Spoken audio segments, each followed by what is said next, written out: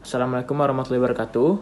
Kami dari kelompok 1 akan mempresentasikan hasil review jurnal kami tentang bab 3, yaitu Pancasila sebagai dasar negara Republik Indonesia.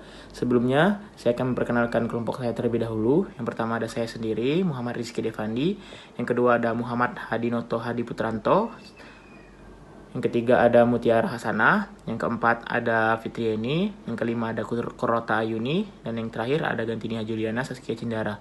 Nah, pada bab ini terdapat 5 subbab. Yang pertama ada dasar negara, konsep negara, tujuan negara, dan urgensi negara. Dan akan dijelaskan oleh Korota Ayuni. Dan yang kedua ada alasan diperlukannya kajian Pancasila sebagai dasar negara yang akan dijelaskan oleh Mutiara Hasanah. Yang ketiga, ada menggali sumber yuridis, historis, sosiologis, dan politis tentang Pancasila sebagai dasar negara yang dijelaskan oleh Hadi Putranto. Dan yang keempat, ada dinamika dan tantangan Pancasila sebagai dasar negara yang akan dijelaskan oleh Fitriani. Dan yang terakhir, esensi dan urgensi Pancasila sebagai dasar negara yang akan dijelaskan oleh Gantini Juliana. Dan nanti ada kesimpulan dari saya sendiri. Baiklah, silakan menyaksikan. Jurnal yang akan saya review berjudul Menjaga Eksistensi Pancasila dan Penerapannya bagi Masyarakat di Era Globalisasi oleh Ambiro Puji Asmaroini, MPD, Universitas Muhammadiyah Ponorogo. Kemudian, review jurnal yang saya lakukan.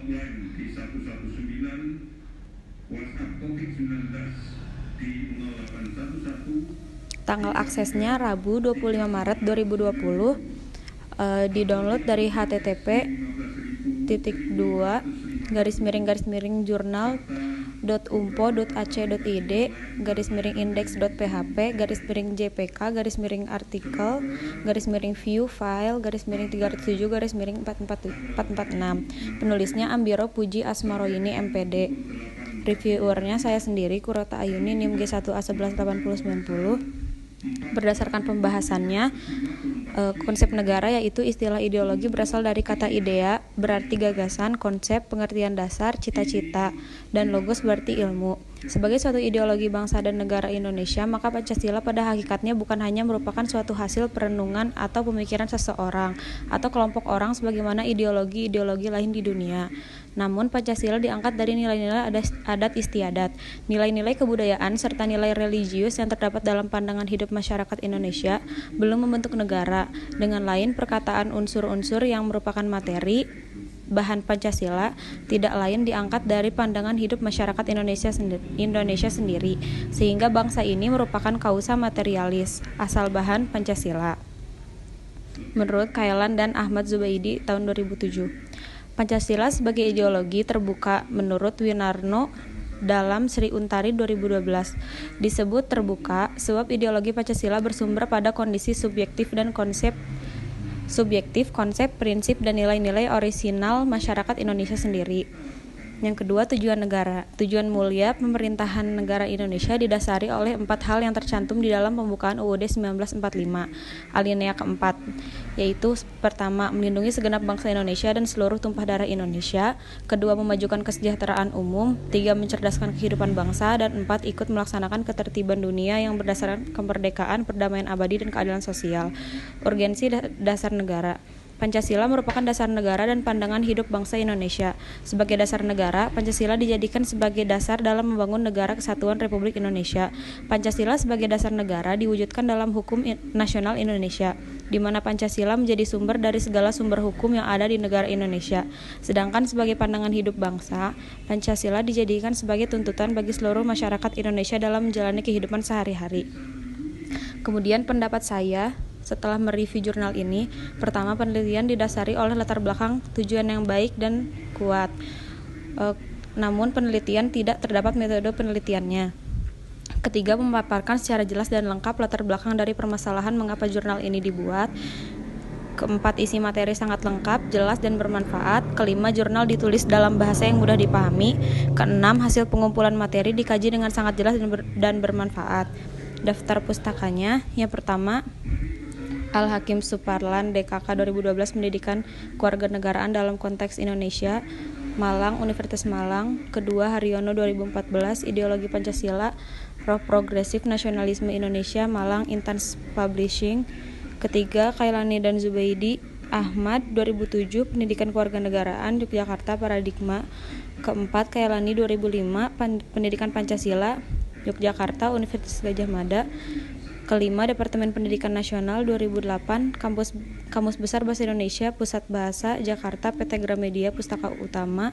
Keenam, Sri Untari 2012 Pancasila dalam Kehidupan Bermasyarakat Berbangsa dan Bernegara dalam Margono Pendidikan Pancasila Topik Aktual Kenegaraan dan Kebangsaan Malang Universitas Negeri Malang. Ketujuh, Sumarsono DKK 2007 Pendidikan Kewarganegaraan Jakarta PT Gramedia Pustaka Utama. Kedelapan, Ubaidiyah DKK 2000 Pendidikan Kewarganegaraan Demokrasi HAM dan Masyarakat Madani Jakarta IAIN Jakarta Press.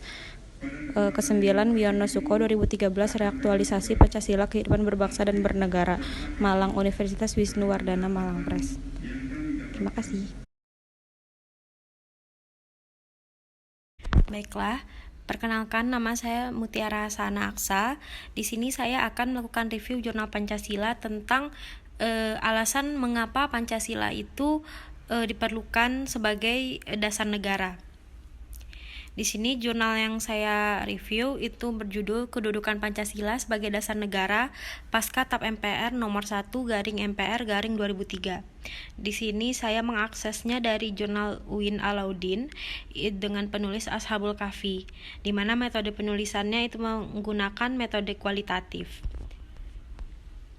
Di sini saya mendapatkan hasil penelitian atau pembahasan, yaitu di mana beberapa kalangan itu sepakat bahwa Pancasila sebagai ideologi nasional itu merupakan titik temu, rujukan bersama, common platform, kesepakatan bersama dan nilai integratif bagi bangsa Indonesia. Dan di mana dari pandangan-pandangan tersebut dapat disimpulkan tujuan-tujuan Pancasila sebagai dasar negara itu adalah yang pertama, Pancasila sebagai norma hukum dan norma etika penyelenggara negara, di mana pada hakikatnya Pancasila ini merupakan suatu sistem filsafat yang mengandung tataran nilai, yang dengan demikian itu dia menjadi sumber dari segala penjabaran norma, baik norma hukum, norma moral, maupun norma kenegaraan lainnya.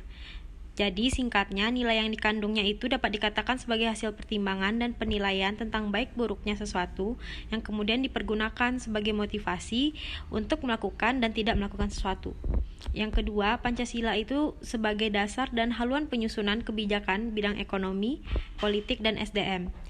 Jika satu negara dalam penyelenggarannya dikuasai oleh penguasa atau rezim yang otoriter, atau penguasaan sumber-sumber ekonomi oleh segolongan kelompok tertentu, atau bentuk-bentuk pemaksaan kehendak lainnya kepada manusia atau kelompok lain tanpa memperhitungkan dan mendasarkan kepada hak-hak dasar kemanusiaan, maka pada aspek inilah akan terasa perlunya dasar-dasar dari haluan tersebut.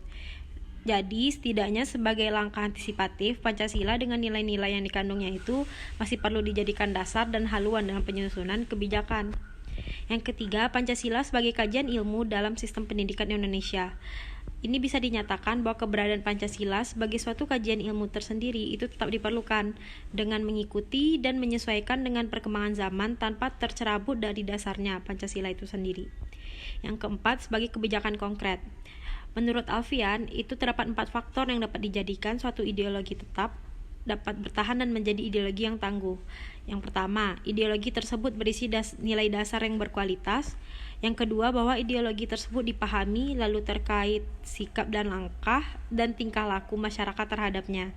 Yang ketiga, terdapat kemampuan masyarakat untuk mengembangkan pemikiran-pemikiran yang relevan dengan ideologi tersebut tanpa menghilangkan jati diri ideologi yang dimaksud.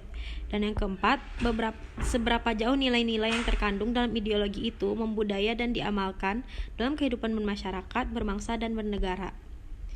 Yang kelima, langkah strategis menjadikan Pancasila sebagai Pancasila yang melayani segenap lapisan masyarakat. Pancasila yang dikehendaki oleh segenap masyarakat itu bukan hanya Pancasila dalam tatanan ideal, tetapi juga Pancasila fungsional dan operasionalnya, di mana ini bermakna bahwa Pancasila yang benar-benar nyata dalam gerak dan langkah, sehingga bisa dibandingkan dan dapat dikemukakan di sisi tradisi dan kultur negara bangsa. Lalu yang keenam, Pancasila sebagai kritik terhadap kebijakan negara. Dalam pelaksanaan dan penyelenggaraan negara, etika politik menuntut agar kekuasaan dalam negara dijalankan sesuai dengan satu, asas legalitas legitimasi hukum, yaitu dijalankan sesuai dengan hukum yang berlaku. Dua, disahkan dan dijalankan secara demokratis. Dan yang ketiga, dilaksanakan berdasarkan prinsip moral atau tidak bertentangan dengannya legitimasi moral.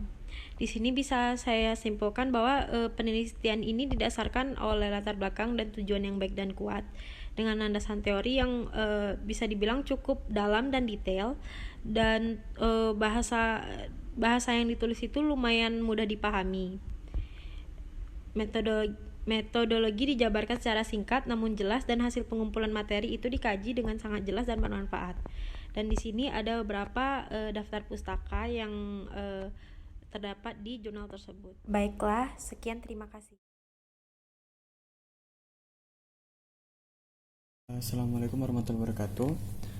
Perkenalkan, nama saya Muhammad Hadi Putra Tahdinoto dengan NIM 86. Saya pada pagi hari ini akan melakukan review jurnal Pancasila dengan judul Pancasila sebagai dasar negara, yaitu sejarah, dasar, hukum, dan makna.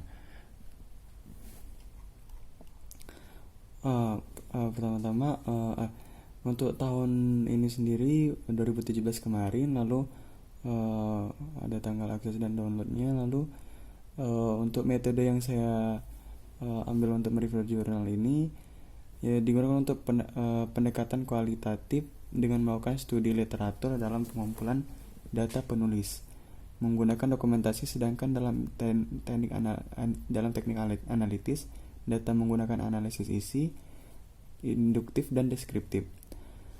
Untuk hasil penelitian dan pembahasan, yang pertama, Pancasila sebagai pedoman hidup.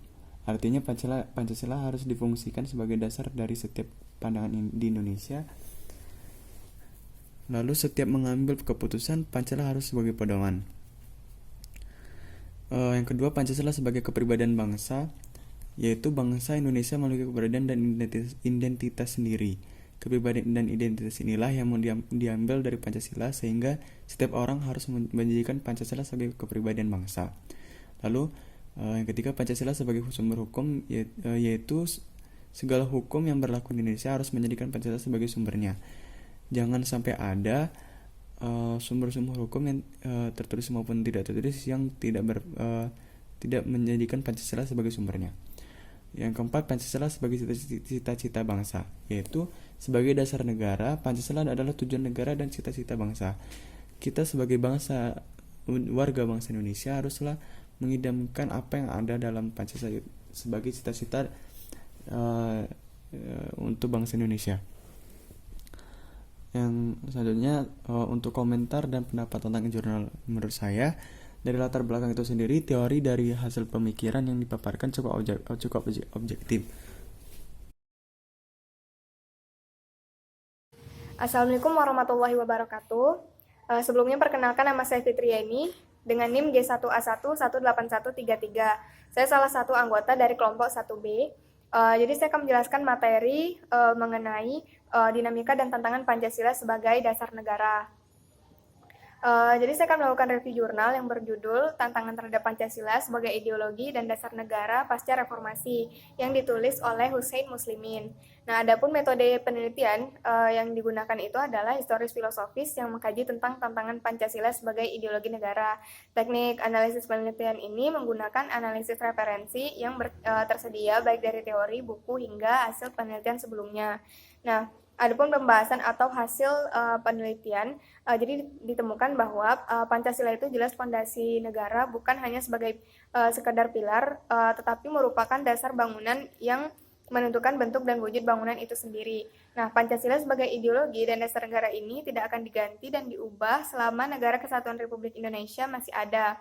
Nah, hakikatnya fungsi Pancasila itu tidak berubah dan bahkan tidak boleh berubah. Nah, ya ini tetap sebagaimana yang digagas secara cerdas oleh pendiri negara saat itu, yaitu sebagai dasar negara, sebagai ideologi negara, maupun sebagai pegangan hidup bangsa. Pancasila digali dari bumi pertiwi, berarti Pancasila itu berasal dari nilai moral dan budaya bangsa Indonesia yang sudah ada sejak bangsa Indonesia ada dan bukan ideologi yang dipaksakan dari luar. Ini berarti sebagai ideologi, Pancasila tidak bersifat tertutup, melainkan menempatkan diri sebagai ideologi terbuka. Ideologi terbuka tidak hanya dapat dibenarkan, melainkan dibutuhkan. Oleh karena itu, ideologi terbuka adalah milik seluruh rakyat sehingga masyarakat dapat menemukan dirinya, kepribadiannya di dalam ideologi tersebut. Ideologi terbuka ini berisi nilai-nilai dasar dalam teori Steuven dari Hans Kelsen berada pada posisi yang tertinggi sehingga isinya tidak operasional. Nah, pendapat saya menurut jurnal tersebut jadi memaparkan secara jelas dan lengkap latar belakang dan permasalahan mengapa dibuatnya jurnal ini. Terus penulis dapat mengembangkan beberapa poin kecil, terus menyertai referensi dan penulisan dan isi abstrak sudah baik karena penulis dapat memberikan gambaran menyeluruh mengenai kegiatan penelitian. Nah, baiklah, jadi sekian materi dari saya. Wassalamualaikum warahmatullahi wabarakatuh. Assalamualaikum warahmatullahi wabarakatuh. Nama saya Gantini Juliana dari kelompok 1B. Di sini saya akan mempresentasikan tentang review jurnal saya yang berjudul Esensi dan Urgensi Pancasila sebagai Dasar Negara yang ditulis oleh Arzalina Cynthia dan kawan-kawan. Metode yang digunakan penulis adalah metode library research, yaitu serangkaian kegiatan yang berkenaan dengan metode pengumpulan data pustaka, membaca dan mencatat serta mengolah bahan penelitiannya. Mereka menggunakan suatu penelitian yang memanfaatkan sumber kepustakaan untuk memperoleh data penelitiannya. Sekarang saya akan masuk ke pembahasan atau hasil penelitian. Yang pertama, saya akan membahas tentang esensi Pancasila sebagai dasar negara. Dalam sila-sila Pancasila, terdapat patologi budaya Pancasila yang bisa menghancurkan nilai-nilai yang terkandung pada setiap sila Pancasila.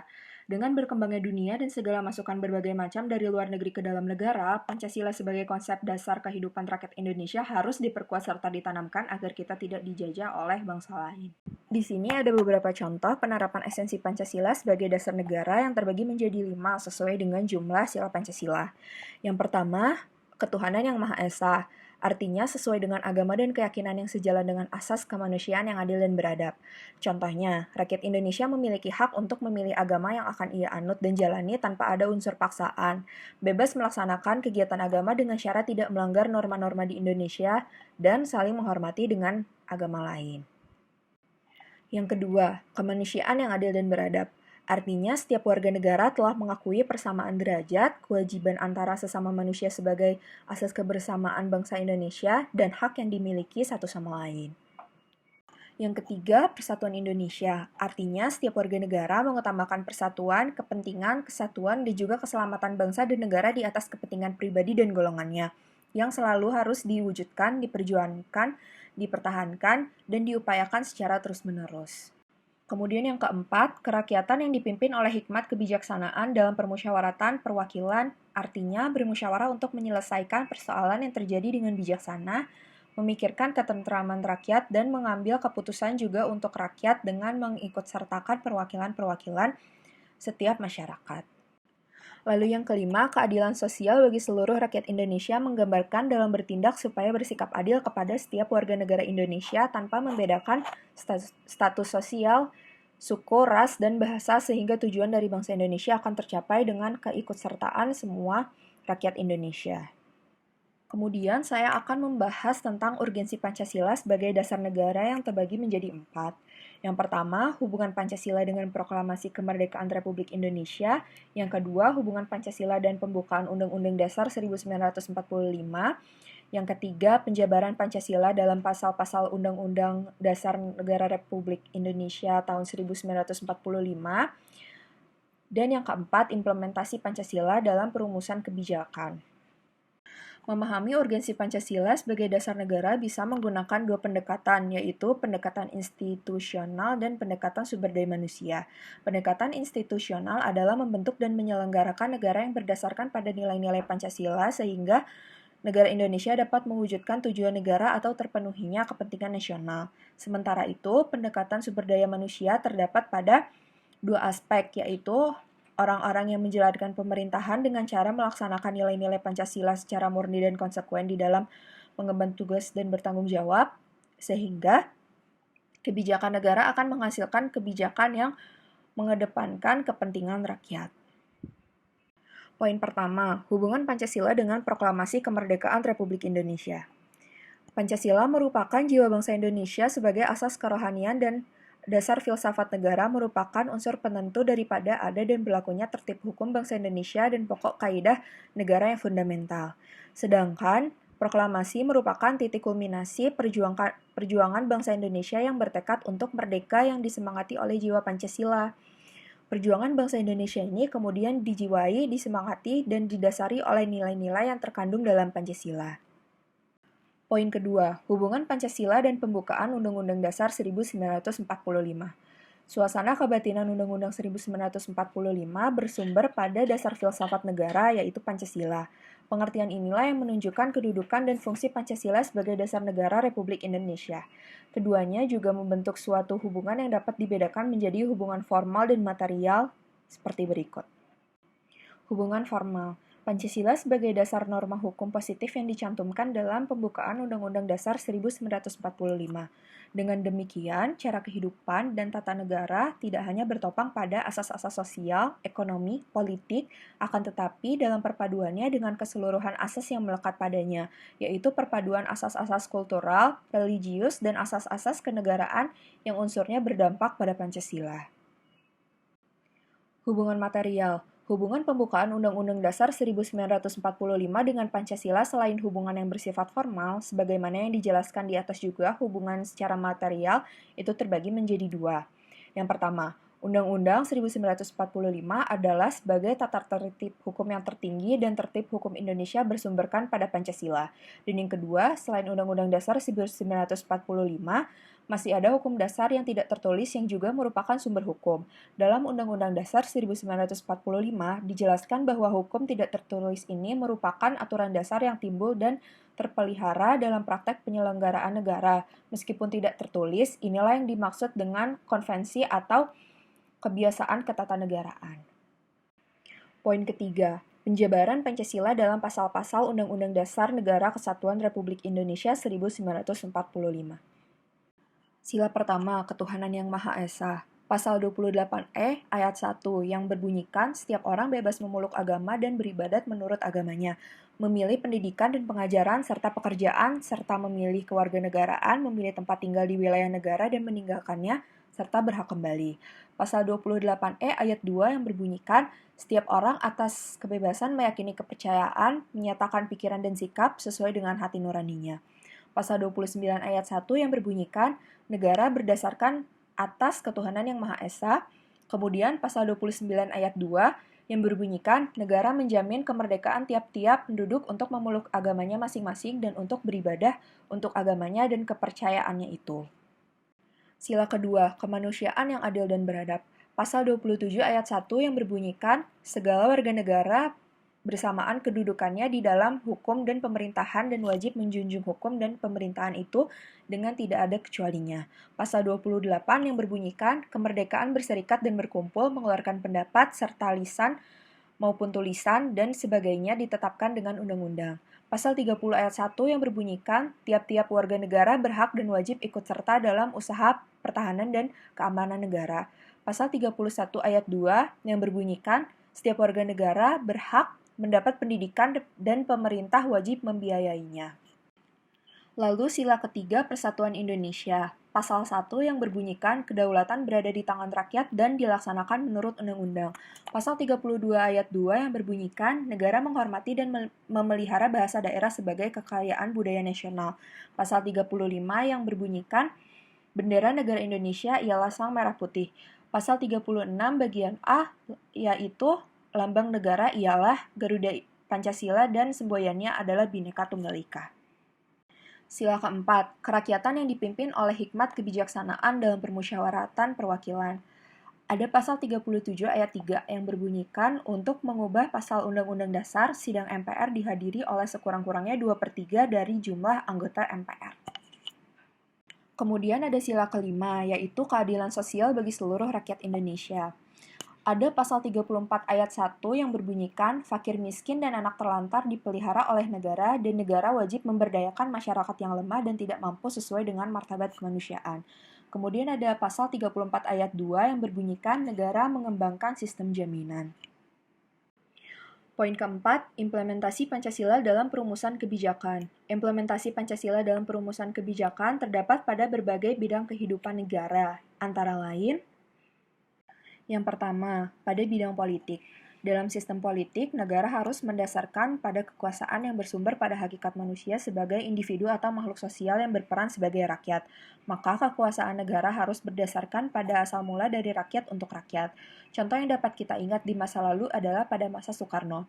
Pada zaman itu, sudah terdapat kesadaran politik untuk mengembangkan bangsa ini dengan hanya melibatkan 3 komponen penting saja, meliputi nasionalisme, agama, dan nasakom.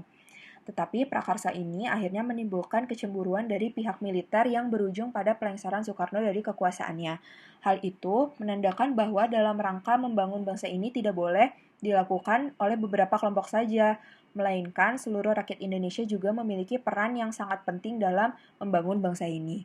Implementasi atas kedaulatan rakyat dalam sistem politik Indonesia, baik sektor suprastruktur atau lembaga politik Indonesia maupun infrastruktur politik atau lembaga kemasyarakatan negara dibatasi oleh konstitusi. Hal inilah yang menjadi hakikat dari konstitusionalisme yang menempatkan wewenang semua komponen dalam sistem politik diatur dan dibatasi oleh Undang-Undang Dasar, dengan maksud agar tidak terjadi penyalahgunaan kekuasaan oleh siapapun. Dengan demikian, pejabat publik akan terhindar dari perilaku sewenang-wenang dalam merumuskan dan mengimplementasikan kebijakan publik, dan sektor masyarakat pun akan terhindar dari perbuatan anarkis dalam memperjuangkan haknya. Yang kedua, pada bidang ekonomi. Sistem ini biasa kita sebut dengan sistem ekonomi rakyat. Pengambilan keputusan dapat dijabarkan sebagaimana pendapat Grant pada tahun 1988 bahwa konsepsi pembangunan yang berdimensi kerakyatan lebih memberi mandat kepada rakyat yang mempunyai kekuasaan mutlak dalam menetapkan tujuan mengelola sumber daya maupun dalam mengarahkan jalannya pembangunan. Nilai-nilai Pancasila sebagai dasar negara dalam bidang ekonomi mengidealisasikan terwujudnya keadilan sosial bagi seluruh rakyat Indonesia. Oleh karena itu, kebijakan ekonomi nasional harus bertumpu pada asas-asas keselarasan, keserasian, dan keseimbangan peran perseorangan, perusahaan swasta, badan usaha milik negara dalam implementasi kebijakan ekonomi. Selain itu, negara juga harus mengembangkan sistem jaminan sosial bagi seluruh rakyat dan memberdayakan masyarakat yang lemah termasuk fakir miskin dan anak terlantar, sesuai dengan martabat kemanusiaan sebagai yang diamanatkan pada pasal 34 ayat 1 sampai dengan 4 Undang-Undang Dasar 1945. Yang ketiga, pada bidang sosial budaya. Terdapat rumusan dalam sila kedua Pancasila, yaitu kemanusiaan yang adil dan beradab. Dalam rangka pengembangan sosial budaya, Pancasila merupakan sumber bagi peningkatan humanisasi dalam bidang sosial budaya. Sebagai kerangka kesadaran Pancasila dapat merupakan dorongan untuk, yang pertama untuk universalisasi, yaitu melepaskan simbol-simbol dari keterkaitan struktur, dan yang kedua untuk transcendentalisasi, yaitu meningkatkan derajat kemerdekaan manusia dan kebebasan spiritual. Dengan demikian, semua kebijakan sosial budaya yang harus dikembangkan dalam kehidupan bermasyarakat, berbangsa, dan bernegara di Indonesia harus menekankan rasa kebersamaan dan semangat gotong royong. Karena gotong royong merupakan kepribadian bangsa Indonesia yang tidak dimiliki oleh negara lain dan zaman ini maupun zaman dahulu. Yang keempat, pada bidang Hankam. Dasar-dasar kemanusiaan yang beradab merupakan basis moralitas pertahanan dan keamanan negara. Dengan demikian, pertahanan dan keamanan negara harus mendasarkan pada tujuan demi terjaminnya harkat dan martabat manusia, terutama secara rinci terjaminnya hak-hak asasi setiap manusia. Pertahanan dan keamanan bukanlah untuk kekuasaan, sebab kalau demikian sudah dapat dipastikan akan melanggar hak asasi manusia. Begitu pula pertahanan dan keamanan negara tidak ditujukan untuk kelompok atau partai tertentu yang dapat berakibat negara menjadi otoriter dan totaliter. Oleh karena itu, pertahanan dan keamanan negara harus dikembangkan berdasarkan nilai-nilai yang terkandung dalam Pancasila. Pertahanan dan keamanan negara harus mendasarkan pada tujuan demi tercapainya kesejahteraan hidup manusia sebagai makhluk Tuhan yang Maha Esa, yang dicantumkan pada sila pertama dan sila kedua. Pertahanan dan keamanan negara haruslah berdasarkan pada tujuan demi kepentingan warga dalam seluruh warna sebagai warga negara yang dicantumkan pada sila ketiga. Pertahanan dan keamanan harus mampu menjamin dasar-dasar, persamaan derajat, serta kebebasan kemanusiaan yang dicantumkan pada sila keempat. Dan akhirnya, pertahanan dan keamanan haruslah diperuntukkan demi terwujudnya keadilan dalam hidup bermasyarakat atau terwujudnya suatu keadilan sosial agar benar-benar negara meletakkan pada fungsi yang sebenarnya sebagai suatu negara hukum dan bukannya suatu negara yang berdasarkan atas kekuasaan.